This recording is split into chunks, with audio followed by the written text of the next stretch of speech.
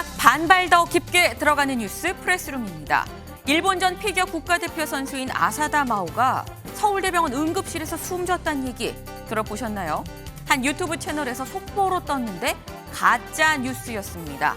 뉴스, 정보가 판치는 이 요즘 가짜도 정말 많다는 사실 잊으면 안 되겠습니다.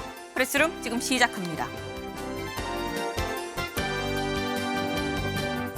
어제 당권 도전을 공식 선언한 이재명 의원이 오늘 첫 일정으로 DJ 묘소를 방문했습니다. 이어서 이 연세대 청소 노동자들과 간담회도 가졌는데요. 오전 일정 짚어봅니다. 국민의힘 장제원 의원이 권성동 대표 대행을 향해 말씀이 너무 거칠다고 지적하자 권 대행은 지적을 겸허히 수용한다고 밝혔습니다. 국민의힘 소식도 준비했습니다. 공급생을 성폭행하고 숨지게 한 혐의를 받는 인하대생이 어제 구속됐습니다.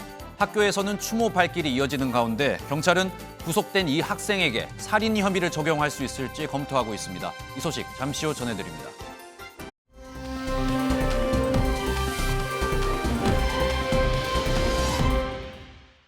날씨부터 알아보겠습니다. 한 주를 시작하는 월요일, 현재 서울의 바깥 날씨는 무척 덥고 또 보시는 것처럼 태양이 장렬하고 있습니다. 하지만 서울을 제외한 곳곳으로는 비가 내리면서 하늘 표정이 무척이나 어두운데요. 특히 전남권은 시간당 20mm 이상의 매우 강한 비가 내리고 있습니다.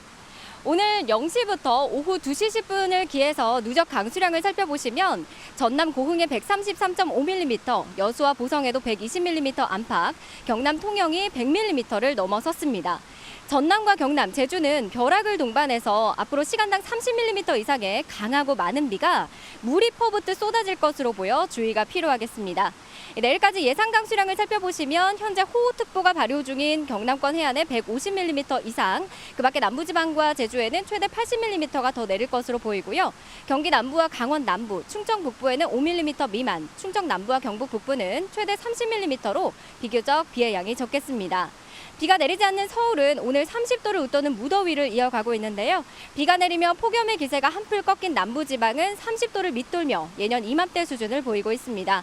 내일 오전 비가 그치고 난 뒤 낮 기온 크게 오르며 전국에 다시 찜통더위가 찾아오겠습니다. 내일 낮 기온 서울은 30도, 대구와 순천이 34도, 사천은 35도까지 수직 상승하면서 무덥겠고 자외선 지수도 매우 높음에서 위험 수준까지 치솟겠습니다. 건강 관리가 필요하겠습니다.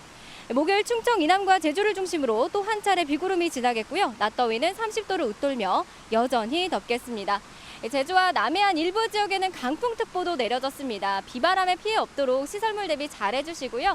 또 우산도 꼭 챙겨주시기 바랍니다. 지금까지 청계천 광장에서 날씨 전해드렸습니다.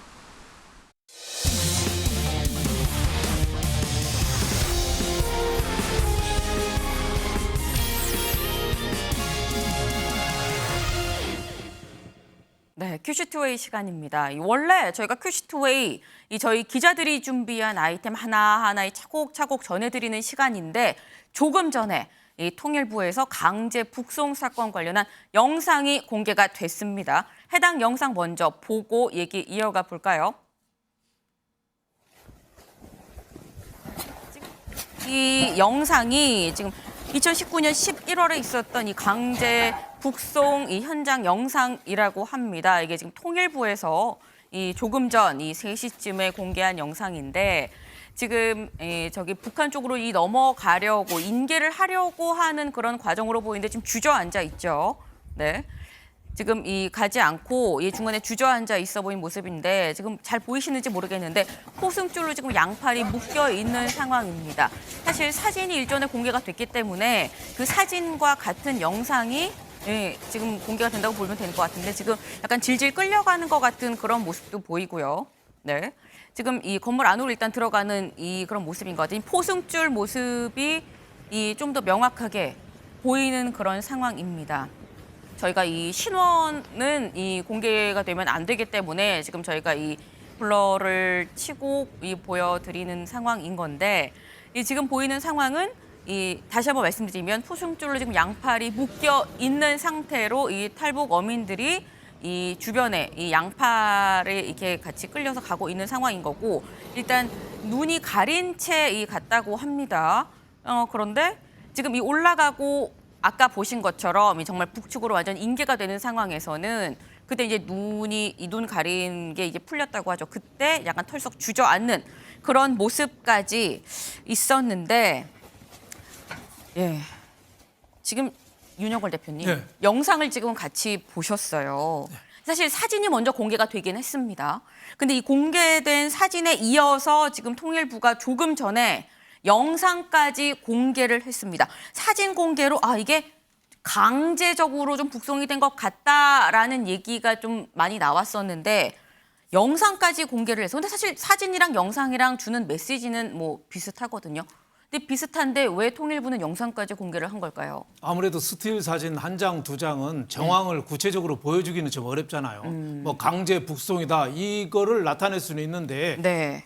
정확하게 그 분위기까지 전달은 안 되는데 저렇게 통일부 직원이 그 당시에 찍었다는 동영상을 이렇게 봄으로써 네. 좀 보승줄에 묶이고 안대를 차고 강제로 그 북송을 한 게 저게 드러난 거죠. 그러니까 여태까지 나온 그거랑 새로운 사실이 드러난 건 없어요. 다만 이제 동영상이라는 그 메시지가 확실히 그 드러난 거죠. 여태까지 이 북송의 가장 큰 쟁점이 뭐냐면 과연 이 자발적으로 귀순 의사가 있었느냐, 네. 아니면 그 강제로 넘겼느냐, 뭐 이거거든요. 이건데 그동안에 그 문재인 정부 측에서 정의용 그때 안보실장이나 네. 김현철 통일부 장관이나 이런 분들 설명하고 좀 배치되는 부분이죠. 그래서 앞으로 계속 진실 게임은 나갈 텐데 네. 지금 정부에서 하는 얘기가 좀 더 신빙성을 좀 더해주는 그런 사진 자료가 아닌가 이렇게 생각이 됩니다. 일단 사진보다 영상이 좀 더 신빙성이 있는 그 이 강제 북송이라는 증거 자료가 되지 않겠느냐라는 말씀이셨는데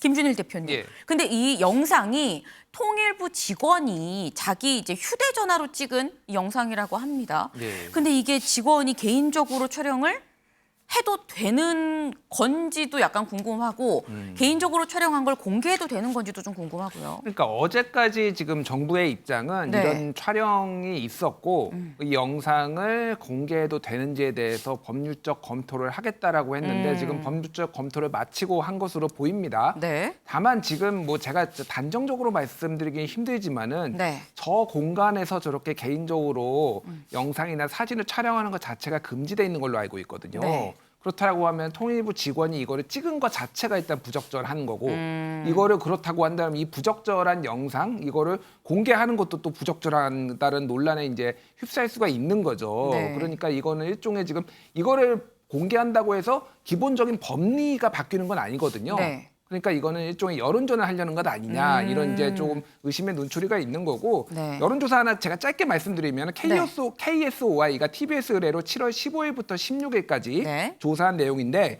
이 북송 이거에 대해 논란에 대해서 문재인 정권의 안보 문란이라는 주장에 대해 네. 비공감이 51.8%, 절반 이상이 네. 아니다, 안보 네. 문란은 아니다라고 얘기했고 공감이 41.2%. 그래서 이거에 대해서는 좀 더 이런 이슈화하는 것에 대해서 부정적인 여론이 좀 더 많아요. 어떻게 보면 이런 것들을 조금 더 좀 여론을 좀 바꿔보려는 게 아닌가 그렇게 보일 수도 있겠습니다. 네, 지금 결국은 여론전으로 가는 것 아니겠느냐라고 말씀을 주셨습니다. 실제로 이 주말을 지나면서 이번 이 탈북어민 북송 사건 신구 정권 간에 좀 대결이 됐다라는 얘기가 지금 흘러나오고 있죠. 이 윤석열 대통령 오늘 아침 출근길에 여기 관련해서 얘기를 했는데요. 뭐라고 얘기했는지 같이 들어보고 오시죠. 그 강제북송 사진이 공개됐는데 어떻게 보셨는지랑요. 검찰 국정원 조사 진행 중인데 어디에 초점을 두고 진행해야 할지 궁금합니다. 대통령은 모든 국가의 사무가 헌법과 또 법률에 따라서 진행이 돼야 된다는 그런 원칙론 이외에는 제가 따로 드릴 말씀이 없습니다. 네, 이 국가의 모든 사무는 헌법과 원칙에 따라서 해야 된다. 더는 드릴 말씀이 없다라는 게 이 오늘 아침 이 윤석열 대통령이 북송 이 사건 관련해서 했었던 얘기입니다. 어떻게 보면 굉장히 좀 원론적인 얘기일 수 있는데 그리고 난 이후에 오늘 오후 3시쯤에 이제 불과 한 30분 전입니다. 통일부가 북송되는 이 탈북 어민들의 영상을 공개를 했습니다. 이 아까 저희 해설위원님들 결국 여론전 아니겠느냐라고 말씀을 주셨는데 그렇다고 한다면 이수아 기자, 네. 민주당은 뭐라고 할까요? 네, 민주당도 같은 생각인 것 같습니다. 이 네. 우상호 비대위원장이 마침 이 민주당의 정치보복 TF에 참여 중인 상황에서 네. 이런 얘기가 나와서 입장을 밝혔는데 보시면 일단 통일부를 향해서는 선정적인 장면을 공개해서 결국은 국민의 감정선을 좀 건드려 보겠다, 뭐 이런 의도가 깔린 것 같다라고 얘기를 하면서 이 통일부라는 부처가 왜 이렇게 남북 갈등을 고조시키는 일에 앞장서고 있느냐라고 반문을 했습니다. 이해할 수 없다. 당장 중단하시길 바란다라고 말했고요. 직접 한번 우 비대위원장 얘기로 들어보실까요? 끝이 없네요. 근데 이제 그 결국 의도라는 것은 선정적인 장면 몇 개를 공개해서 국민들 감정선을 자극하겠다 이런 취지인데 통일부라는 부처가 과연 그런 일을 해야 되는 부서인지 이해할 수가 없습니다. 남북의 좀 더 갈등을 고조시키는 일에 앞장서는지 이해할 수가 없습니다. 당장 중단하시기 바랍니다. 네, 우상호 비대위원장 왜 통일부가 갈등을 조장하는지 이해를 할 수가 없다라고 지금 입장을 밝혔는데 윤영걸 대표님, 이 말씀처럼 지금 약간 결국은 대결 구도가 계속되고 있는 상황입니다.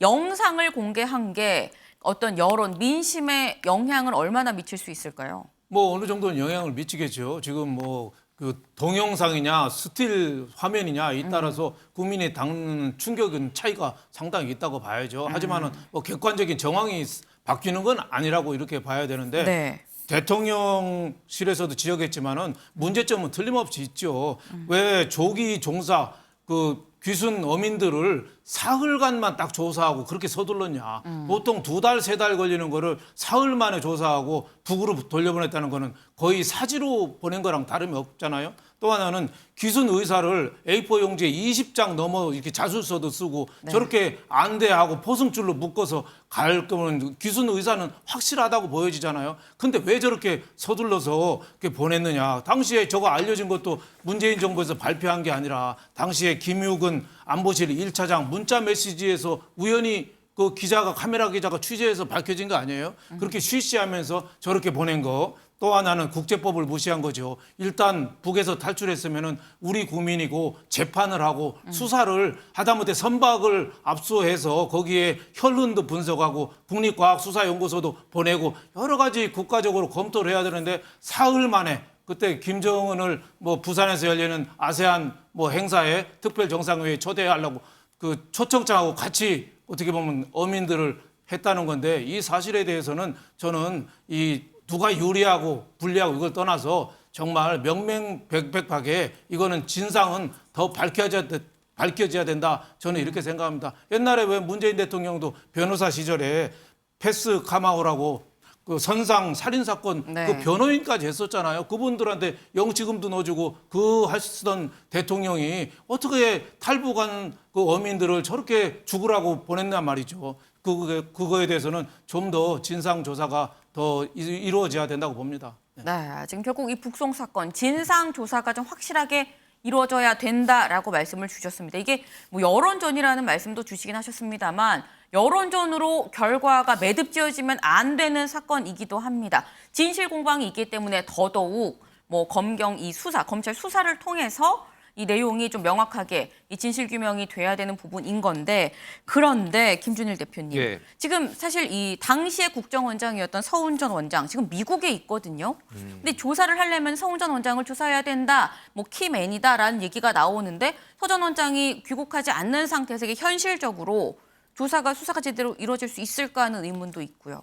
쉽지 않겠죠. 쉽지 않은데 일단은 이거에 대해서 조작이 있었는지 여부는 서훈 전 원장을 조사하지 않더라도 내부에서 볼 수가 있잖아요. 예를 들면 지금 이 조사 기간이 이틀 사흘밖에 안 돼서 이거가 조작될 가능성, 아예 살인이 없었을 가능성까지 제기하시는 분들이 있잖아요. 지금은. 그러니까 그거부터 먼저 순차적으로 조사를 해야죠. 그러니까 그때 당시에 이게 조작이 된 건지 아닌지 SI 첩보하고 이를테면은 뭐 그때 합동신문단이 조사했던 내용이 어떤 거였는지를 정확하게 보고 만약에 이게 조작이 아니었으면 그때부터 이제 거기에서부터 출발하면 되는 거죠. 그러면은 그때 판단이 옳았던 것인가. 예를 들면은 북한 주민에 대해서는 내국, 그러니까 한국인이라는 그 법리 헌법 3조에서 해석도 있지만은 네. 지금까지 사실상 외국인으로 또 난민처럼 또 수용해 왔던, 그리고 대법원만의 판례도 여러 개가 있거든요. 네. 그런 것들이 쌓여 있으면 그때 정황에 이 판단을 내는 게 맞느냐 안 맞느냐를 법리적으로 하나씩 따져보면은 풀릴 일이고, 마지막에 필요하면은 서훈 원장은 조사하면 될 것 같습니다. 네, 이 서훈 전 원장이 귀국하기 전이라고 해도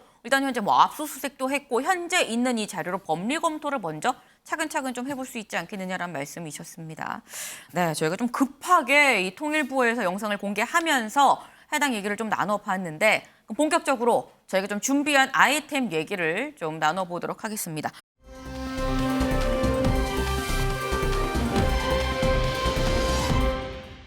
오늘 첫 번째 아이템 이수아 기자가 준비했죠. 네, 아이템 제목은요. 이 DJ 닮고 싶다 이재명 청소 노동자와 만남입니다. 이 장고 끝에 당권 도전을 선언한 이 의원이 결국 국립서울형충원의 DJ 묘소를 찾으면서 오늘 출마 첫날 일정을 소화했습니다. 이 장고 끝에 공식화한 이 의원에겐 정말 천군만마가 있죠. 이 팬덤 정치라는 얘기까지 나오게 했던 지지자 개딸들인데요. 이 어제 출마 선언장에도 1시간 전부터 이 개딸들이 몰려와서 이 의원을 지지하는 모습을 보이면서 주말인데도 불구하고 이 소통관이 정말 시끌벅적했다고 합니다. 어제 모습 먼저 보고 오시죠. 정치개혁 해주세요. 정치개혁. 제가 만든 거 아니고요.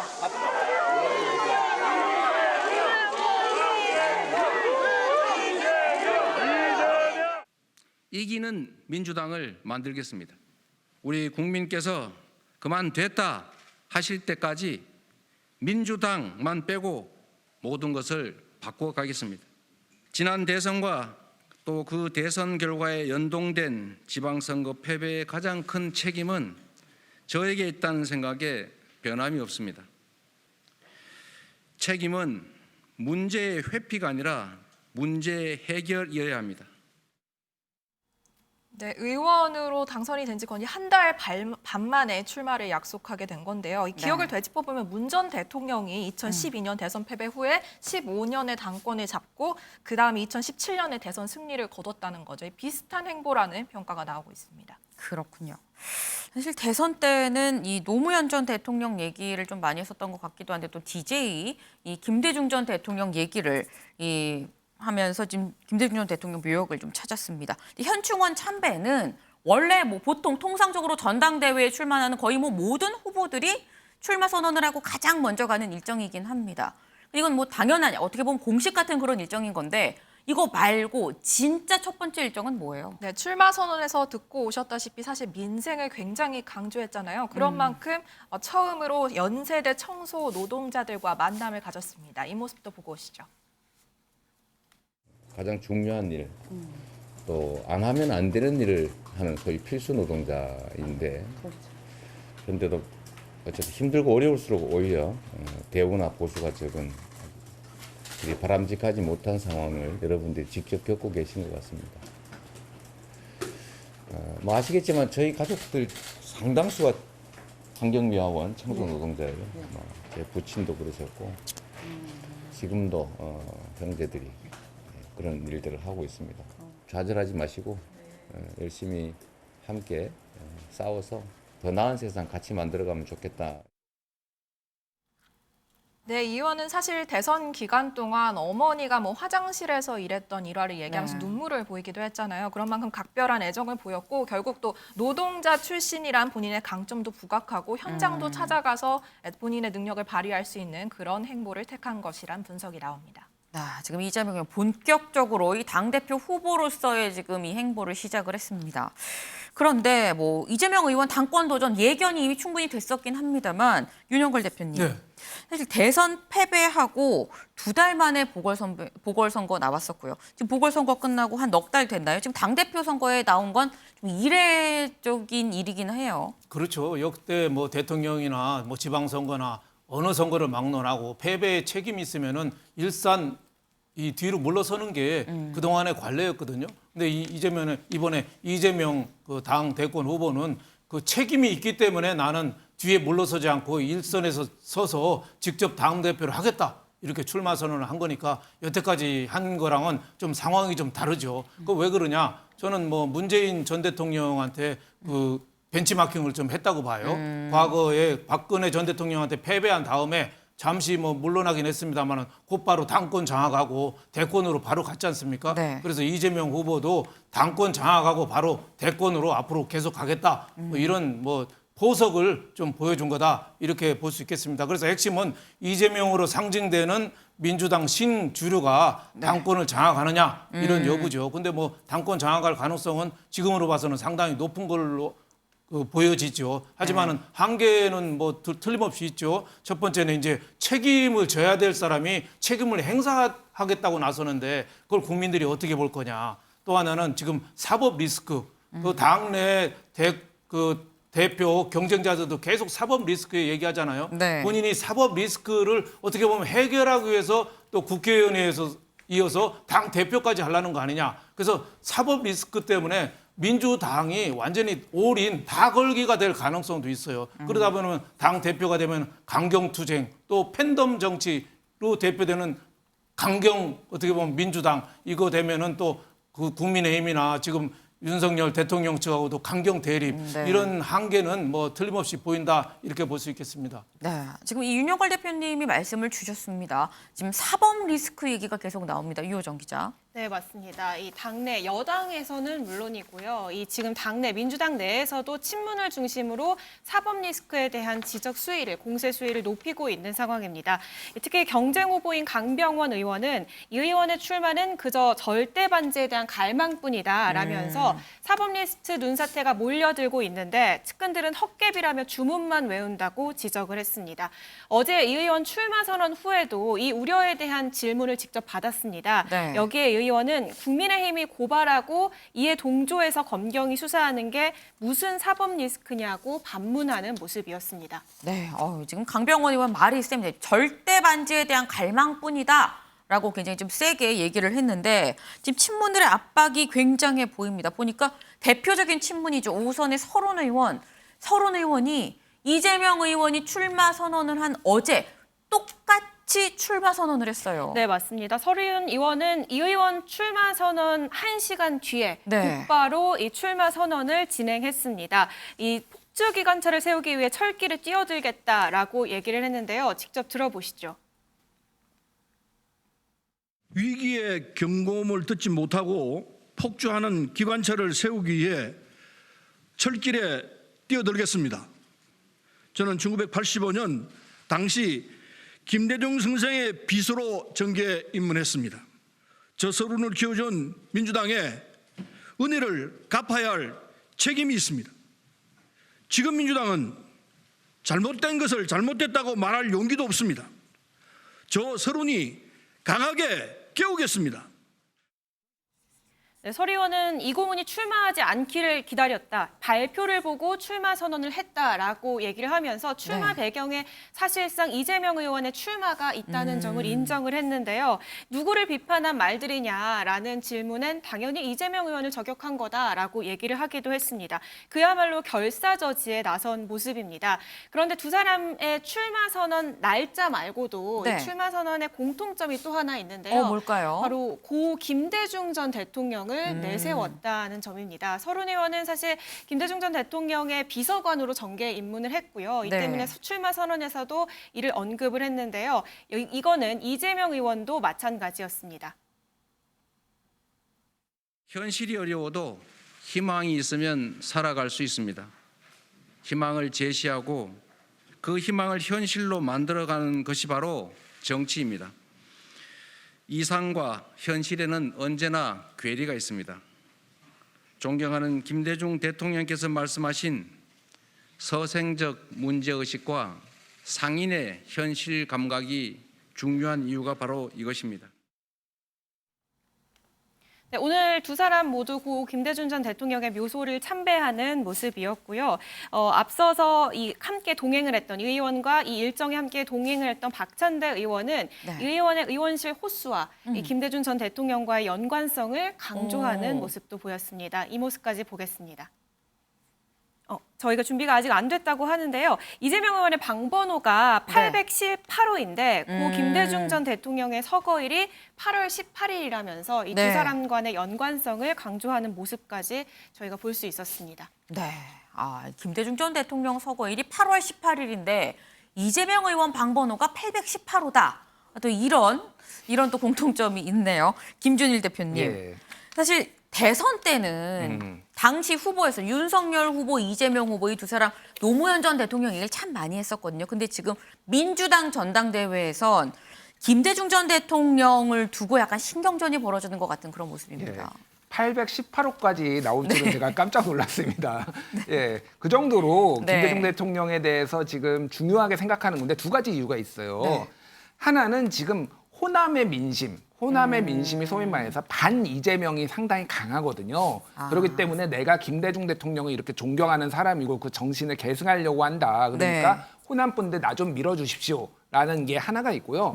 또 하나는 이제 사실 그 민주당이 낳은 두 명의 대통령 중에 두 사람의 스타일이 많이 다릅니다. 그러니까 대표적으로 이제 김대중, 노무현. 그러니까 개혁을 얘기를 할 때는 노무현 대통령을 많이 얘기를 하고요. 실용을 얘기할 때 이럴 때는 김대중 대통령을 많이 얘기를 해요. 민주화 운동 실용. 그러니까 지금 대선과 지방선거가 민주당에서 왜 졌느냐 했을 때 내부 평가를 해보면은 너무 이념적으로 아니면 검수한 막 강성 지지층만 바라보고 왔다라는 건데 그 평가로서 아까 전에 얘기했듯이 이를테면은 서생적 문제의식과 상인의 현실 감각 그리고 서민과 중상층을 위한 정당을 모든 주자들이 다 얘기하고 있거든요.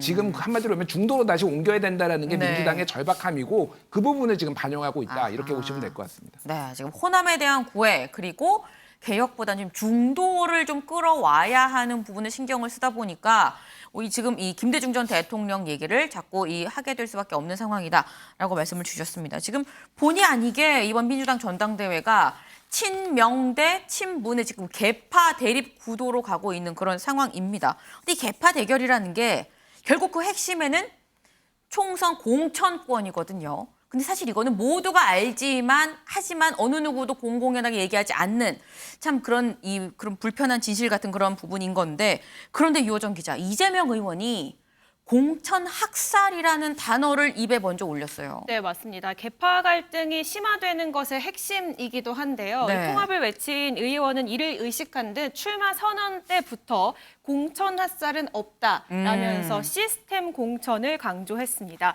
다만 이 발언이 공천권을 그럼 포기하냐는 의미냐라는 질문에는 그럼 그걸 누가 하냐며 부인하는 모습이었는데요. 이와 관련한 갈등은 좀 당분간 계속될 것으로 보입니다. 시스템 공천. 사실 모두가 하고자 하는 게 시스템 공천일 것 같은데 윤영걸 대표님. 다 같이 얘기를 하지만 여전히 안 되고 있는 게 시스템 공천 아닐까 싶기도 하고요. 그렇죠. 말로는 뭐 다 사천이니 공천 학살이니 했다고 하는 사람은 하나도 없죠. 다 시스템 공천한다고 하는데 그만큼 2년 후에 총선에서 공천에 대한 불안감, 비이재명계의 불안감은 굉장히 크다고 봐야죠. 서른 의원이 이재명 의원 출마 선언하고 바로 이어서 하면서 정정당당하게 붙자 뭐 이 얘기가 아니었잖아요. 철길에 뛰어드는 마음으로 출마 선언했잖아요. 철길에 뛰어든다는 마음. 영화 왜 박하사탕 보면은 마지막 장면에 철길에 뛰어들잖아요. 근데 철길에 뛰어들면 누가 죽습니까? 뛰어든 사람이 죽잖아요. 그러니까 왜 그런 설론 의원이 그런 말까지 했겠어요. 이재명 후보랑 붙어서 이기기가 어렵거든요. 또 하나 이재명 후보가 당 대표가 되면은 이 당이 제대로 공천할 수 있을까? 그 불안감이 굉장히 큰 거예요. 그러니까 국회의원 했죠. 또 당권 잡았죠. 그다음에 대권으로 가기 위해서 공천에서부터 굉장히 휘둘릴 가능성이 많은 불안감이 있는 거죠. 그래서 어느 의원이 그러면 공천권 내놓을 의사 있냐? 그랬더니 이재명 후보가 그런 얘기 했잖아요. 그럴 거면 왜 하냐? 이렇게 하니까 공천권에 대해서 내려놓을 가능성은 별로 없기 때문에 공천을 두고 친명, 비명 간의 극단적인 앞으로 대결 상당히 가능성이 높고 또 대권으로 가는 이재명 의원을 위해서 또 공천권까지 다 주고 대권까지 주느냐 당권까지 주느냐 여기에 대한 논란이 아마 이번 전당대회에서 가장 큰 이슈가 될 것으로 보입니다. 사실 결국 공천권을 둘러싸서 또 한 번 또 이 파열음이 들릴 수도 있다라는 말씀까지 주셨습니다. 지금 보면 이 주말 상간에 이재명 의원도 출마 선언을 했고요. 이 여기에 맞서서 또 서른 의원도 출마 선언을 했습니다.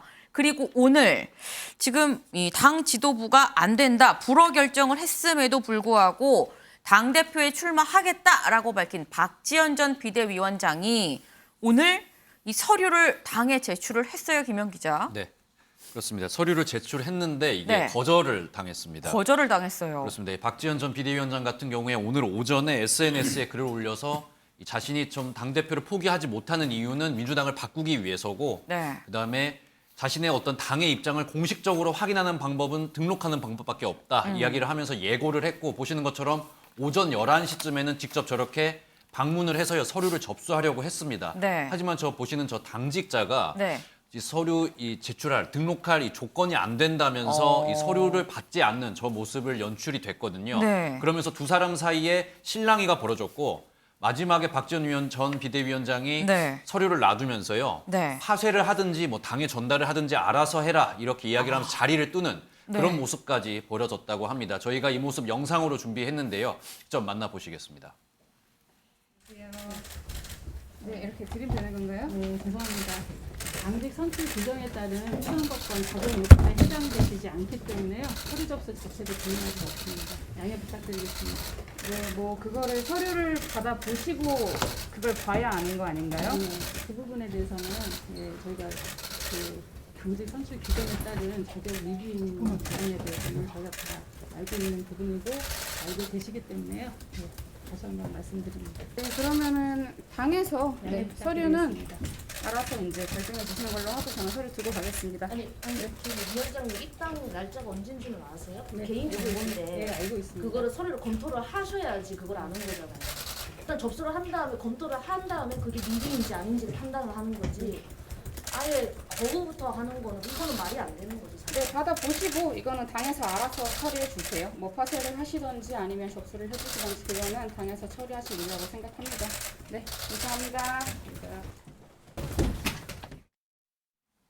네, 이 박지원 전 비대위원장. 아니 뭐 일단 열어보고 서류를 보고 파쇄를 하든지 접수를 하든지 마음대로 하시라. 안녕히 계세요. 그리고 지금 나오는 모습까지 보셨습니다. 지금 상당히 좀 강하게 나오는 그런 상황인 건데, 박지원 전 비대위원장 뭐 자격 요건이 없다는 얘기는 진즉에 듣긴 했었었죠. 근데 그러면서 왜 나를 이 자격 요건이 없다고 하느냐라고 얘기하면서 이재명 의원한테 이제 이재명 의원이 대답할 차례다라고 이렇게 얘기를 하기도 했었어요. 김영 기자. 네. 근데 이재명 의원이 여기에 대해서 뭔가 입을 열었더라고요. 그렇습니다. 이재명 의원 이 박지원 전 비대위원장을 사실 정치권으로 입문시킨 장본인인데요. 박지원 전 위원장에게 기회를 줘도 좋지만은 지금 당 지도부의 어떤 결정도 이해는 한다. 약간 중립적인 입장을 밝혔습니다. 네. 이재명 의원의 이야기도 직접 들어보겠습니다. 개인적으로는 우리 박지원 위원장에게도 도전의 기회를 주면 좋겠다는 생각이 듭니다. 그러나 또 당이라고 하는 것이 시스템과 질서, 규칙이기 때문에 그 시스템과 질서를 지켜야 되는 당 지도부의 입장도 또 이해가 됩니다. 네, 이재명 의원의 발언 사실 좀 중립적으로 해석이 되고 있지만은 어제 같은 경우에 박지원 전 비대위원장이 이재명 의원의 출마에 대해서 이걸 과연 국민이 납득할지 모르겠다 이런 의견을 밝혔었거든요. 네. 사실상 여기에 대해서 이재명 의원이 오늘 약간 우상호 비대위원장의 결정, 당의 결정에 대해서 좀 따라야 되는 거 아니냐 이렇게 우상호 비대위원장과 당의 결정을 조금 편을 드는 그런 네. 이야기를 한 것이 아닌가 하는 분석이 이어지고 있습니다. 네. 김준일 대표님. 네. 지금 김영 기자는 결국 이 우상호 비대위원장이랑 지도부의 편을 드는 거 아니겠느냐라는 해석이 많이 나온다라고 얘기를 했어요. 근데 저는 저 부분만 보면은 지금 이게 누구 편을 든 건지 되게 모호하거든요. 누구 편을 들기 모호할 때 많이 쓰는 게 이제 황희정승어법이죠. 우렁소도 맞고 검은소도 맞고 이것도 지금 딱 그런 거잖아요. 박지원 위원장이 출마하는 것도 맞아 보이지만은 비대위의 좀 말을 존중한다. 뭐 어떤 말을 해도 이 상황에서는 본인이 이제 리스크를 어느 정도 질 수밖에 없기 때문에 이렇게 모호하게 얘기를 한 것 같습니다. 그래서 박지원 비대위원장을 보는 시각이 민주당 내부에서는 토사구팽이다가 하나가 있고요. 그리고 또 하나는 특권 의식이 있다. 아니 6개월이 안 됐는데 왜 무리수냐라는 거고 그 가운데쯤에 이를테면은 조금 무리한 요구긴 하지만은 젊은 정치인의 이거를 새싹을 키워야 되는 거 아니냐 뭐 요 정도의 중도적인 이제 뭐 시각들이 있는 것 같아요. 그래서 저 부분에 있어서는 어느 게 맞다 틀리다라고 말하기는 좀 힘듭니다. 어쨌든 이럴 때는 애매하게 말하는 게 뭐 이재명 후보한테는 가장 유리한 방식이 아닌가 그렇게 보여집니다. 아니 근데 그렇다고 하면 짧게 요거만 하나 더 여쭤볼게요. 박지원 전 비대위원장은 서류 자격 요건이 안 되는 걸 알면서도 뭐 파쇄하든지 말든지 그러면서 이제 두고 간 상황이거든요. 그럼 그 다음은요? 그 다음은 뭘 할까요? 박지원 전 비대위원장. 당장 할 수 있는 건 없죠. 전당대회를 보는 게 아니라 전당대회 이후를 보는 거죠. 그러니까 정치를 계속하고 소위 말해서 본인이 토사구팽 당했다 하나 그리고 비대위원장으로 뽑아줬으면 피선거권이 있는 걸로 해석할 수도 있는 거 아니냐. 이런 부분에 있어서 분명히 당에 문제가 있다. 그리고 그런 것들을 개혁하겠다라는 메시지를 낼 건데 이제 이제 페미니즘, 여성주의뿐만이 아니라 다른 당원들이 얼마나 공감할 수 있는 당의 개혁 과제까지 낼 수 있느냐. 이게 당원들의 폭넓은 지지를 얻을 수 있느냐. 이게 관건인 것 같아요. 그래서 뭐 박용진 의원 같은 경우에는 그래도 박지원 응원한다 이런 메시지도 페이스북에 내긴 했거든요. 얼마나 많은 의원들, 현역 의원들의 지지를 끌어낼 수 있느냐. 이게 중요할 것 같습니다. 네, 지금 박지원 전 비대위원장 결국 전대 이후 멀리 본다라는 말씀을 주셨습니다.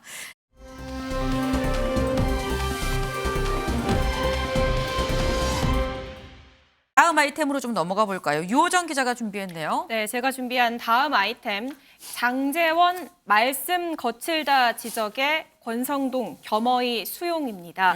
이 최근 불화설이 제기됐던 두 명의 윤핵관, 이 장제원 의원과 권성동 대표 대행이 지난 15일 오찬을 함께하면서 이 불화설 의혹을 잠재우는가 싶었는데 그 이후로 두 사람 사이에 또 미묘한 기류가 포착이 됐습니다.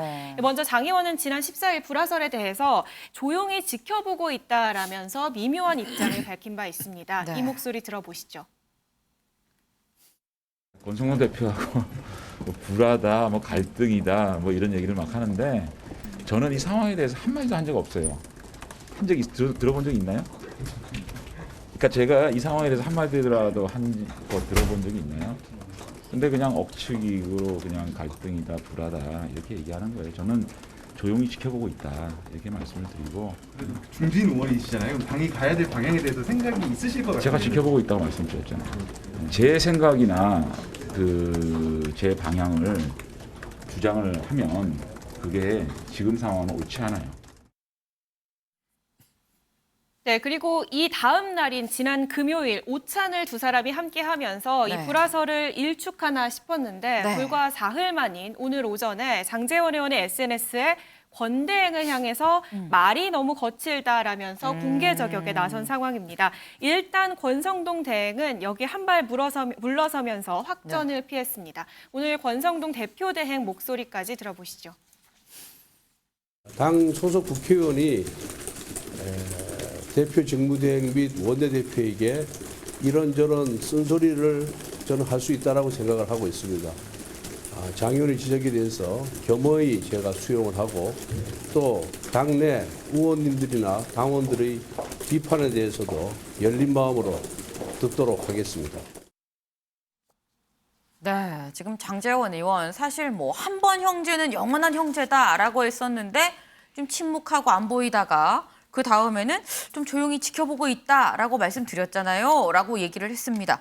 그리고 난 다음에 지금 말이 거칠다라는 얘기까지 나왔습니다. 유호정 기자, 이 말이 거칠다는 얘기 결국 주말을 지나면서 좀 커진 이 지인 채용 논란, 이거 지적한 것 같아요. 네, 맞습니다. 해명하는 과정에 논란이 더 커졌던 상황이죠. 자신이 대통령실에 추천한 구급 행정요원 우모 씨가 사적 채용된 것이란 논란에 권성동 대표 대행이 지난 주말 사이 어떤 해명을 내놨었는지 듣고 오겠습니다.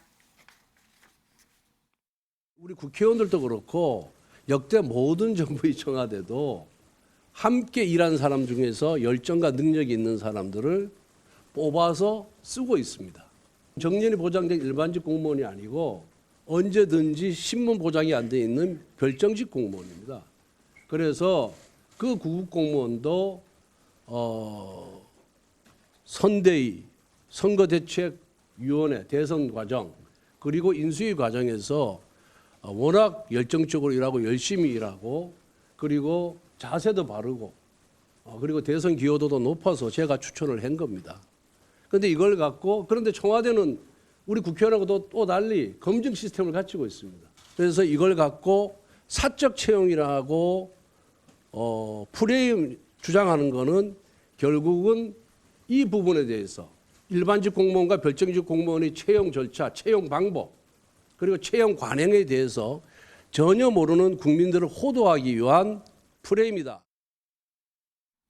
네, 정리하면 별정직을 일반직 공무원 기준으로 따지면 안 된다. 사적 채용은 아니다라는 설명이었는데요. 이 해명이 이뿐만이 아니었습니다. 네. 여기에 앞서서 권 대행은 장의원에게 압력을 넣었는데 네. 이 친구가 7급이 아닌 9급으로 채용돼서 오히려 미안하다라면서 강릉 촌놈이 최저임금을 받고 서울에서 어떻게 사느냐 라는 이야기도 했는데요. 결국에 당시에 인사 책임자였던 장제원 의원이 이런 발언을 문제 삼은 겁니다. 말씀이 무척 거칠다. 거친 표현은 삼가야 한다고 공개 지적에 나섰는데요. 그러면서 장 의원은 권 대행으로부터 어떠한 압력도 받은 적이 없고 추천만 받았을 뿐이다. 라면서 7급 임용을 부탁했는데 9급이 되었다는 것 역시 기억에 없다라고 설명을 했습니다. 네, 지금 이 사적 채용 논란, 이 주어가 둘입니다. 권성동, 장제원 지금 둘인데 사실 주어는 이 두 사람이긴 합니다만 하지만 유호정 기자, 결국 이 타격은 윤석열 대통령한테 가는 거거든요. 윤 대통령은 여기에 대해서 아무 말 안 할까요? 네, 오늘 채용과 관련해서 질문을 받았는데요. 네. 윤 대통령은 다른 질문 없냐라면서 즉답을 피했습니다. 오늘 출근길 모습 직접 보고 오시죠. 일단 채용 논란에 윤석열 씨 공정이 무너졌다라 국정조사 요구 목소리까지 있는데 혹시 다시 인사 전반을 짚어볼 계획 있으신지요? 다른 말씀 또 없으세요? 자, 채용 얘기는 안 해주시는 건가요?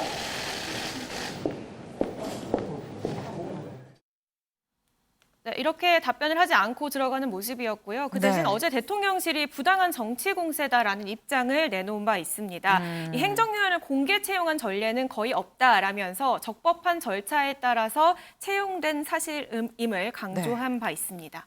그렇군요. 윤영걸 대표님. 네. 지금 보면은 윤 대통령은 지금 침묵했습니다. 별다른 얘기를 안 해서 대통령실은 입장을 내놨습니다만. 그런데 지금 장제원 의원이 나서서 말이 거칠다. 그리고 뭐 이 대표 직무대행은 그 자리가 무겁다라고 지금 굉장히 세게 비판을 했거든요. 공개적으로. 이게 윤심이라고 봐야 되는 걸까요? 저는 윤심이 어느 정도 반영이 됐다고 봅니다. 이번에 권성동 대표 대행, 직무대행이 한 얘기가 오해의 소지가 상당히 많이 있어요.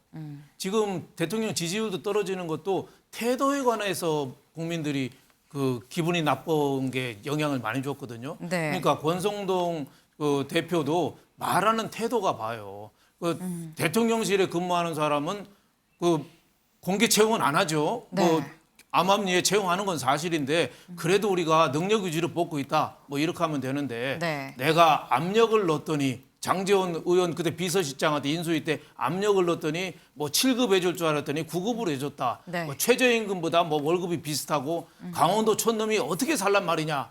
이렇게 이 유튜버가 만담하는 것도 아니고 네. 저런 식의 태도가 대통령한테 이렇게 영향을 주는 거죠. 저는 별명을 진다면은 장제원 의원은 장불참. 회의 때 많이 불참을 해요, 요새. 네. 대통령 만참도 불참하고 네. 의원총회도 불참하고 장불참.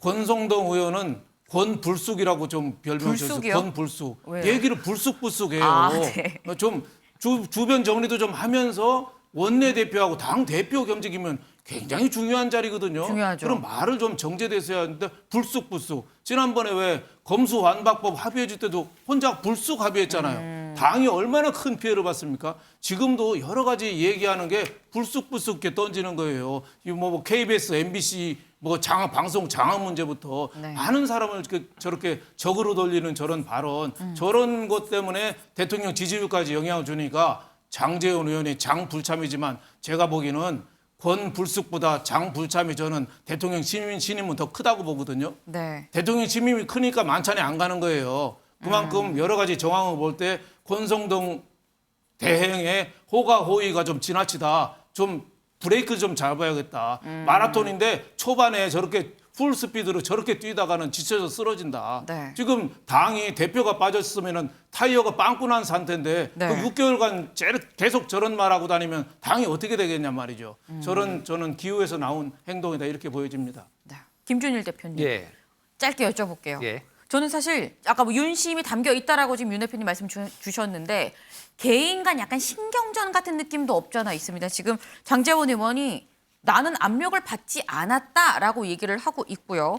그리고 권성동 원내대표는 소속 의원이 대표한테 이런 얘기를 할 때 들어줄 수 있다라고 지금 약간 이 위치를 좀 서로 고려하는 거 아닐까라는 그런 생각이 들기도 하거든요. 어떻게 보셨어요? 일단은 장제원 의원이 저 페이스북에 글을 올린 거는 저는 이제 두 가지 이유 때문이라고 봅니다. 하나는 이게 법적으로 문제가 될 수 있습니다. 예를 들면 부정청탁, 압력을 넣었다. 그럼 내가 그래서 압력을 압력을 받은 안 사람이 했다. 그래서 아. 압력을 받은 게 아니라 접수를 해서 검토를 했다라는 거를 명확하게 함으로써 이거에 향후 만에 하나 고발 같은 거 들어오면은 이것도 조사받아야 되고 이제 복잡한 문제가 네. 생기잖아요. 그거를 하나 한 것이고 또 하나는 이거를 이제 완벽하게 갈등이 아니다라고 볼 수가 없는 거죠. 기본적으로 그러니까 이준석 당대표를 사실상 그 장제원 의원 측이 많이 불신임했고 조기 전당대회를 원한 것으로 알려져 있잖아요. 그런 부분에 있어서 권성동 원내대표를 조금 흔드는 것 아니냐 뭐 이런 시각도 있어요. 그래서 지금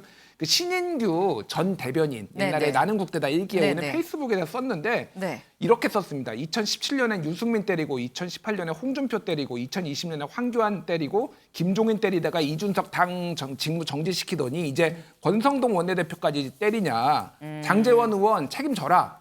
이렇게 썼어요. 이거는 한마디로 얘기하면은 그러니까 이거를 조기 전당대회 해가지고 이준석 복귀 못하게 하려는 거 아니냐. 이준석계는 또 이런 식으로 지금 해석을 하고 있어서 약간 복잡한 양상이 좀 있는 것 같습니다.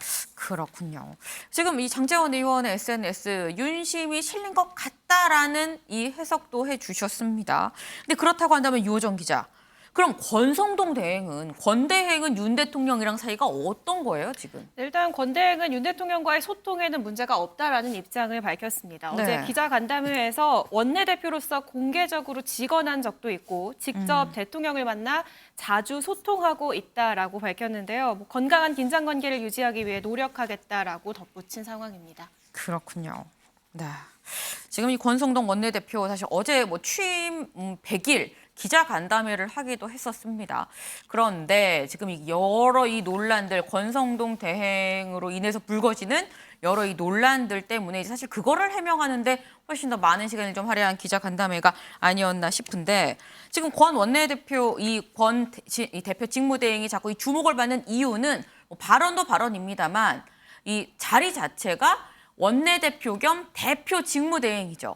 대표 직무대행. 사실 이준석 대표가 징계를 받고 없는 자리를 대행을 하다 보니까 그런 건데 이준석 대표 얘기도 좀 해볼까 합니다.